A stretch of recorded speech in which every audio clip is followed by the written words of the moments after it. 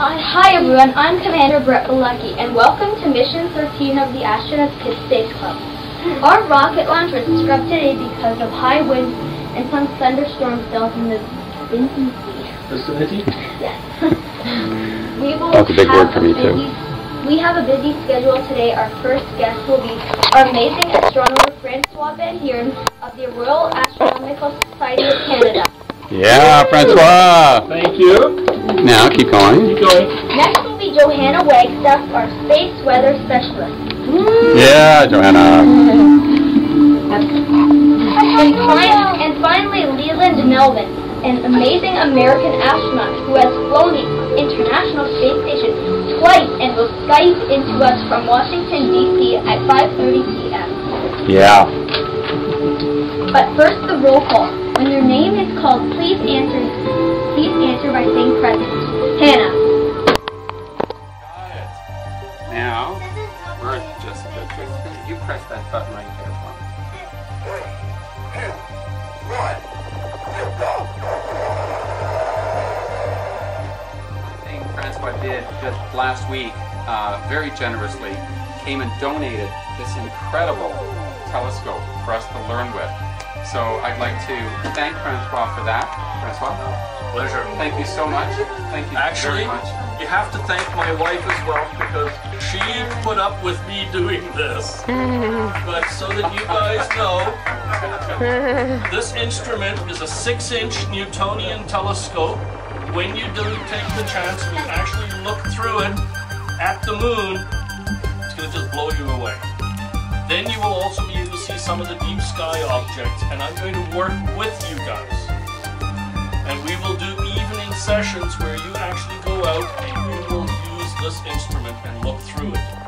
At the moon, at the planets, and at some of the really special deep sky objects. Wow. This is where it starts. Awesome. And this was donated not just by me, but also by CanadianTelescopes.com. Really quickly. So what I actually do at work is forecast the weather. And I know what we're talking about is outside of our atmosphere, but why do you think it would be important to know how to forecast the weather here on Earth when we're talking about space? Yeah? Sorry, okay. No, it's okay. Listen, thank you so much for coming out to us today. I'm just going to adjust our little thing here. And thank you for offering your time and your expertise. What we did is we ran a little NASA video on you for 7 minutes, and you answered a number of questions, and it was very inspirational for all the kids. So on behalf of the Astronauts Kids Space Club, thanks a lot for helping out. All right. All right. Now, I won't waste any time with myself talking. I'm going to, you had a little PowerPoint that you wanted to show us. Okay. First, I want to hear all the names of my future astronauts there. All right, we're going to start. Come up to the camera and introduce yourself. All right, let's go. Let's go. Say Brett hi. first. Okay, hang on. Okay, Brett. And then we'll go from Egan along, okay? So Brett, come over here. Here's a couple minutes. Okay, Brett, start with me. Okay, nice and loud. Hi. Hello. Good to see you again. All right, go over there. Yeah. Make it Oh, go. you Okay, remember. now, nice and loud. My name's Jason. Oh, nice, Jason. Nice and loud. My name's Jacob. Yeah. Meet you. All right. Well, I really appreciate you guys Skyping in with me. I just did something on Second Life on Saturday with people from down in Miami. We were floating around as our avatars. So if you get a chance, Ray, check out that Second Life when you get a chance. I will. So what I want to show you guys is some of the things that I've had a chance to do in space. So you can see what's going on over here. And space. Yeah, we got it. How to feel your name. Listen to your parents and teachers and believe that you can do anything you put your mind to. Do you believe that? Yeah. All right. So I did all those things, never knew what I wanted to become, but a friend of mine, while I was working as a scientist and engineer at NASA there, and when you think about going around the planet, it's 17,500 miles per hour every 90 minutes. It is pretty spectacular. So this is what we did as a crew, and when you think about all the things that you do in space, the part that was so fascinating to me, hopefully it goes through. Go for it.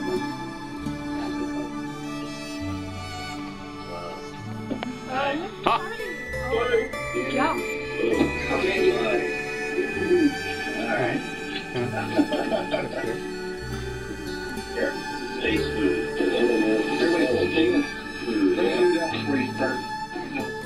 Can you see the video?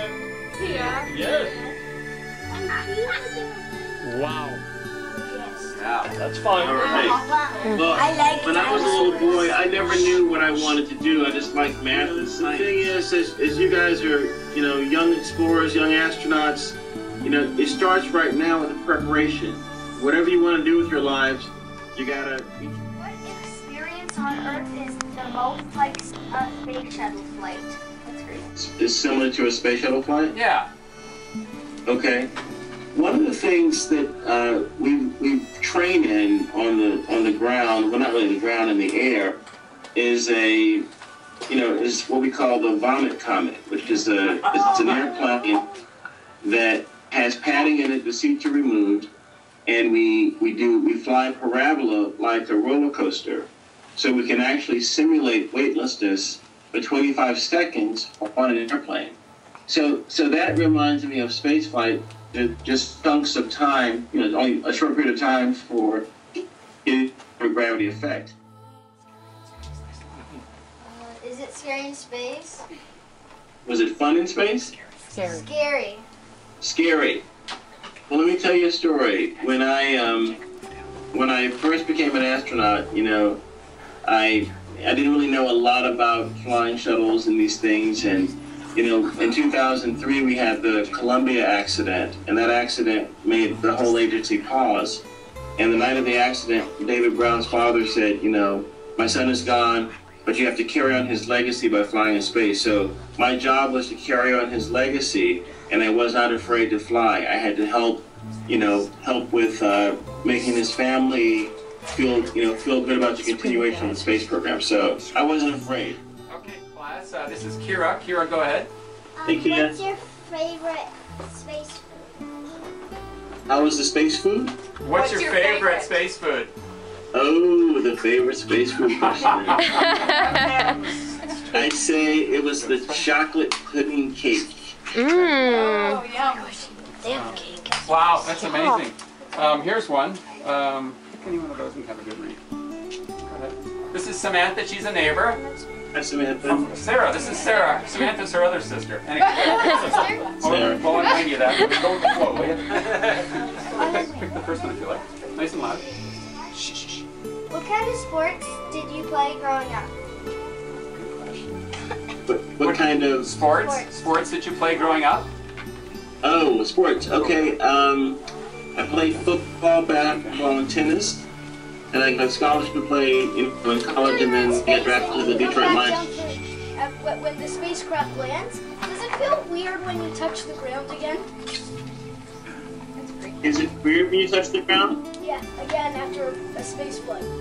Yeah, when you're in space, you're not using your muscles as much. You're using your body to move around very lightly, gently. The forces you do, and then when you come home, you're starting to get the gravity building back up on you. You feel so heavy, and then when you get out of the spaceship and you crawl over into the crew transport vehicle, you come out of your suit and you just feel like you're being weighed down because you haven't had to use those muscles for so long. So it feels kind of weird, but you get over it in about an hour and a half, and then after about 2.5 days, you're somewhat back to normal for a short duration space flight.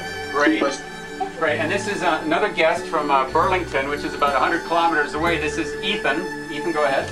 Hi, Ethan. How do you exercise in zero gravity? Say that again. How do you exercise in zero gravity? How do you exercise in zero gravity?